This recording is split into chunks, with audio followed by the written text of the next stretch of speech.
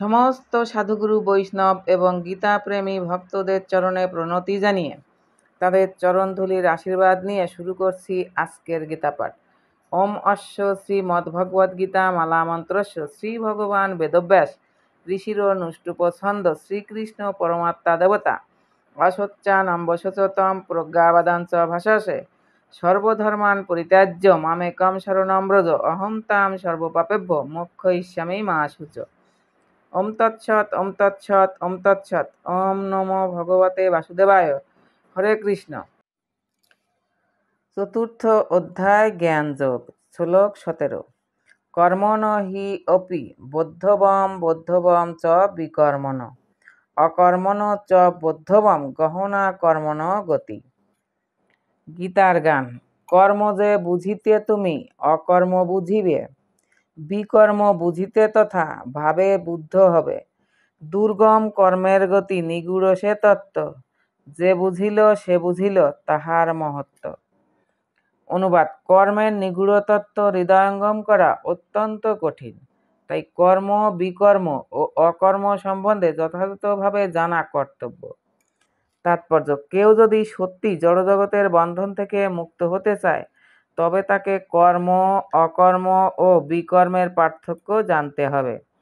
তাকে জানতে হবে ভগবত তত্ত্ব কি, ভগবানের সঙ্গে তার কি সম্পর্ক এবং এই জড়জগতের বিভিন্ন গুণের প্রভাবে সে কিভাবে তার কর্তব্য কর্ম করে। এই তত্ত্বের উপলব্ধি হচ্ছে আত্ম উপলব্ধি। এই তত্ত্ব পূর্ণরূপে যে উপলব্ধি করতে পারে সেই বুঝতে পারে যে জীবের স্বরূপ হয় কৃষ্ণের নিত্য দাস। তাই কৃষ্ণ ভাবনায় ভাবিত হয়ে ভগবানের সেবা করাই প্রতিটি জীবের পরম কর্তব্য। সমগ্র ভগবদ্গীতায় ভগবান আমাদের এই সিদ্ধান্ত অনুযায়ী শিক্ষায় দান করেছেন। যে চিন্তাধারা এবং যে কর্ম এই সিদ্ধান্তের বিরোধিতা করে তাকে বলা হয় বিকর্ম, অর্থাৎ নিষিদ্ধ কর্ম। এই তত্ত্বজ্ঞান সম্পূর্ণরূপে উপলব্ধি করতে হলে মানুষকে কৃষ্ণ ভাবনাময় ভক্তের সঙ্গ করতে হয়, সাধু সঙ্গ করতে হয় এবং তাদের কাছ থেকে এই জ্ঞানের যথার্থ মর্ম উপলব্ধি করতে হয়। ভগবত ভক্তের কাছ থেকে এই জ্ঞান আহরণ করা এবং ভগবানের কাছ থেকে তা আহরণ করার মধ্যে কোনো পার্থক্য নেই।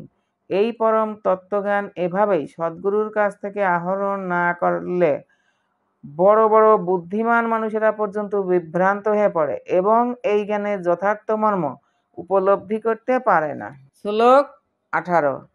কর্মণি অকর্মজ পশ্যেদ অকর্মণি চ কর্মজ সবুদ্ধিমান মনুষ্যেষু সযুক্ত কৃতসন কর্মকৃৎ।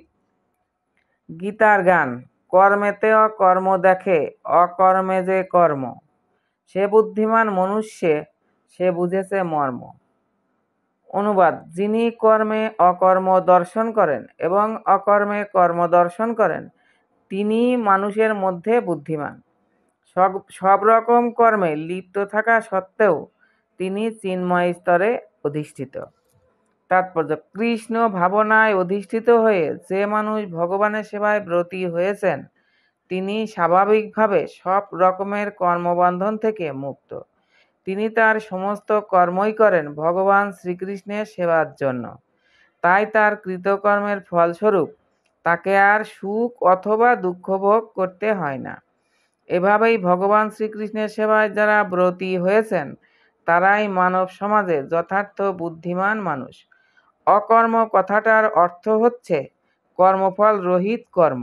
নির্বিশেষবাদীরা কর্মফলের ভয়ে ভীত হয়ে সব রকম কর্ম পরিত্যাগ করে। তারা মনে করে কর্ম করলেই তার ফল ভোগ করতে হবে এবং এই সমস্ত কর্মফল তাদের মুক্তির পথে প্রতিবন্ধক স্বরূপ হয়ে দাঁড়াবে।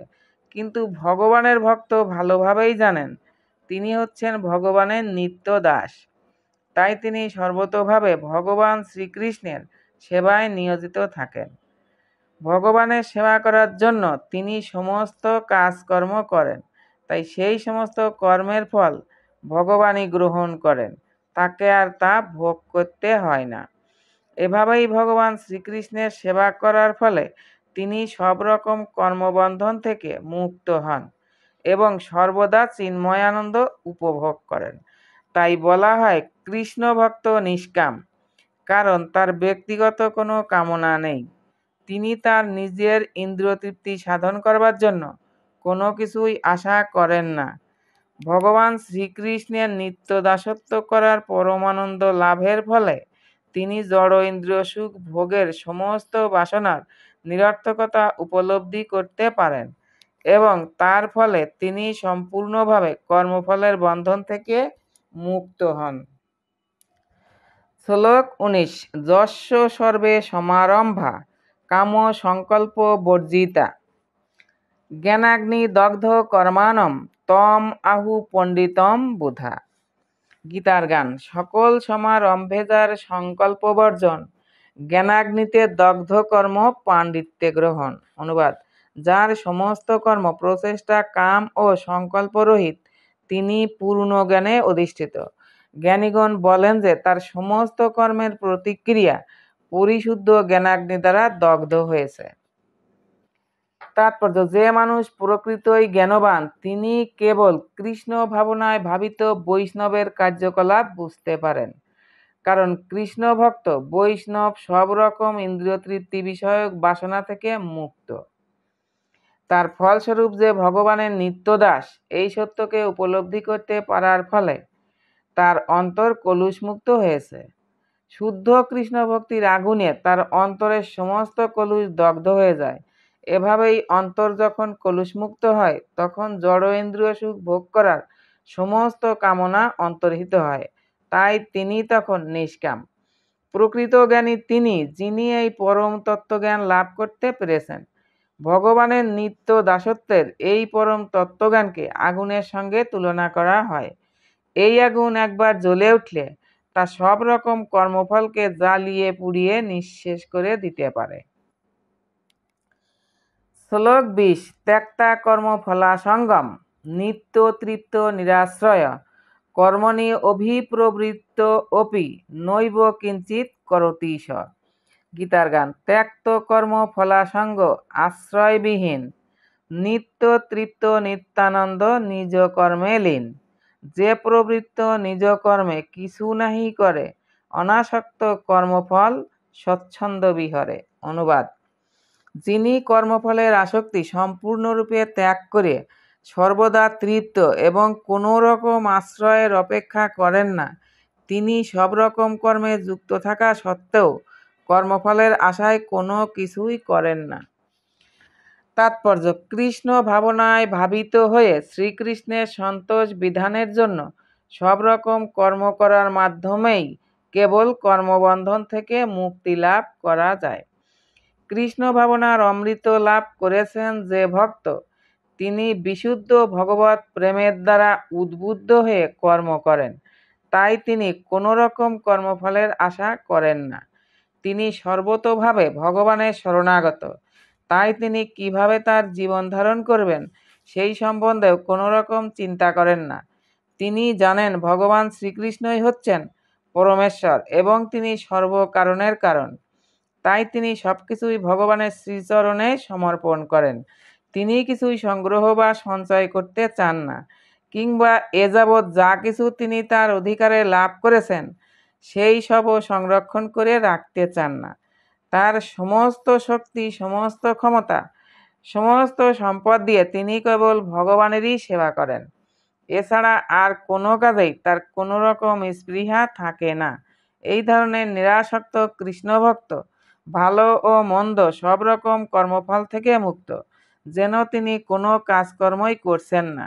এই হচ্ছে অকর্ম অর্থাৎ কর্মফলহীন কাজকর্মের লক্ষণ।